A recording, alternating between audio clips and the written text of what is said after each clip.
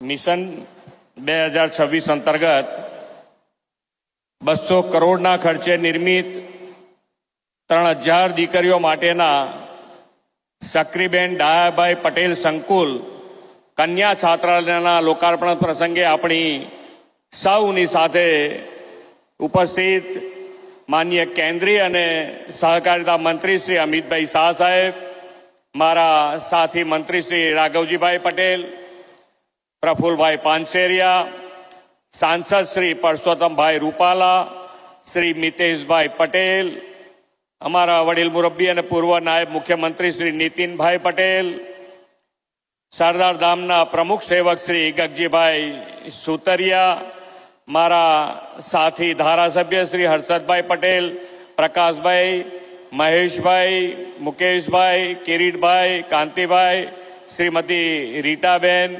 કંચનબેન, ગાંધીનગરના મેયર શ્રી મીરાબેન પટેલ,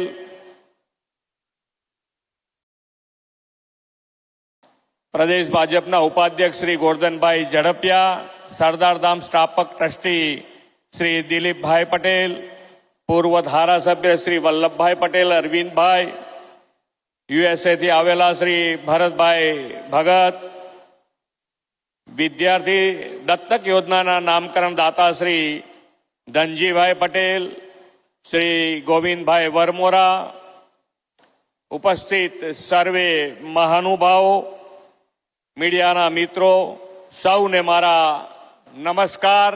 જય સરદાર.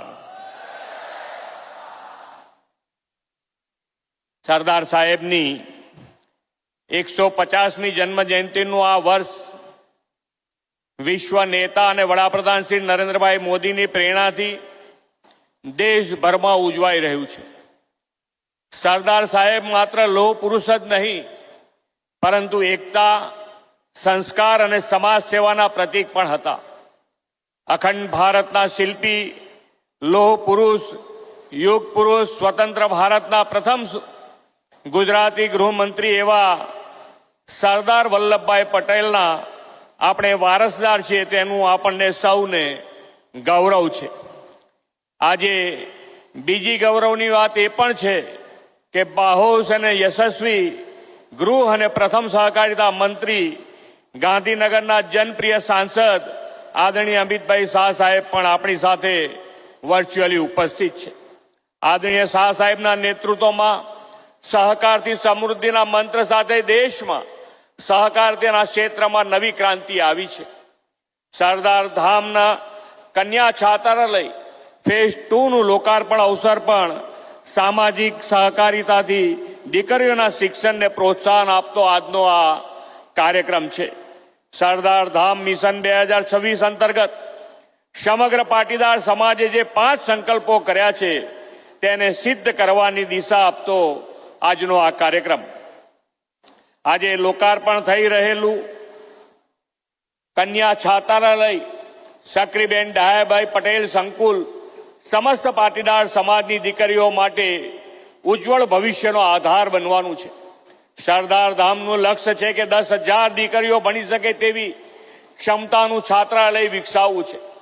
સમાજ નિર્માણથી રાષ્ટ્ર નિર્માણના ધ્યેય પાર પાડવા માટે દીકરીઓના શિક્ષણને પણ પૂરતું મહત્વ સરદાર ધામે આપીને રાષ્ટ્ર નિર્માણમાં નારી શક્તિના યોગદાનના નવા અધ્યાયનો પ્રારંભ કર્યો છે. વડાપ્રધાન શ્રી નરેન્દ્રભાઈ મોદીએ 2047માં વિકસિત ભારતના નિર્માણમાં જ્ઞાન શક્તિ આધારિત 4 પિલ્લરમાં નારી શક્તિને પણ મહત્વનો સ્તંભ ગણાવ્યો છે. વડાપ્રધાનશ્રીના વિઝન અનુસાર નારી શક્તિને જ્ઞાન શક્તિથી વધુ સશક્ત બનાવવા માટે સરદાર ધામની સમગ્ર ટીમને આ ભવ્ય કન્યા છાત્રાલયના લોકાર્પણ પ્રસંગે અભિનંદન પાઠવું છું. સરકારના પ્રયાસમાં સમાજ સાથે મળે તો વિકાસની ગતિ બમણી થાય છે. સરદાર ધામ જેવી સંસ્થાઓ યુવાનોના શિક્ષણ, ઘડતર અને આત્મનિર્ભર બનાવવા માટે પ્રયાસરત છે. ભણેલી દીકરી 2 કુળ તારે એ વાતને બરાબર સમજીને સરદાર ધામે કન્યા કેળવણીનો પાયો મજબૂત કર્યો છે. કોઈ પણ સમાજની પ્રગતિ નારી સશક્તિકરણ વગર શક્ય નથી. સરદાર સાહેબના વિચારને આદરણીય શ્રી નરેન્દ્રભાઈએ કન્યા કેળવણીને પ્રોત્સાહન આપીને મૂર્તિમંત કર્યા છે. દીકરીઓ ભણે, આગળ વધે તે માટે આપણે નમો લક્ષ્મી અને નમો સરસ્વતી વિજ્ઞાન સાધના યોજના શરૂ કરી છે.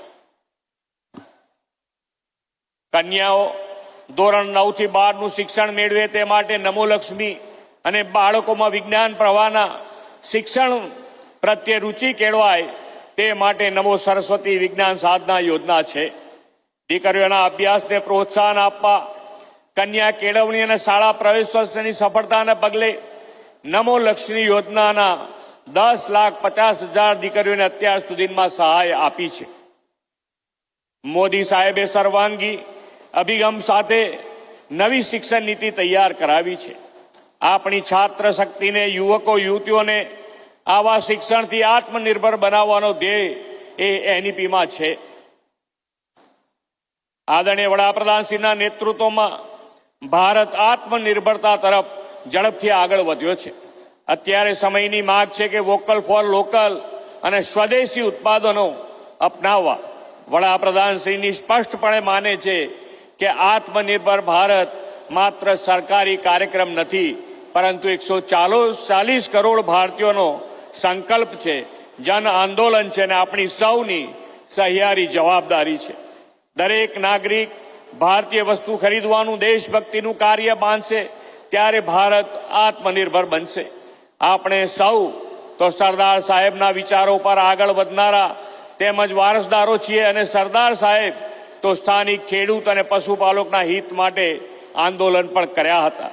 આપણે સૌ પણ વોકલ ફોર લોકલ સ્વદેશી વસ્તુઓ અપનાવીએ, જે હમણાં જ આપણે વડાપ્રધાનશ્રીના મુખેથી પણ આપણે સાંભળ્યું છે.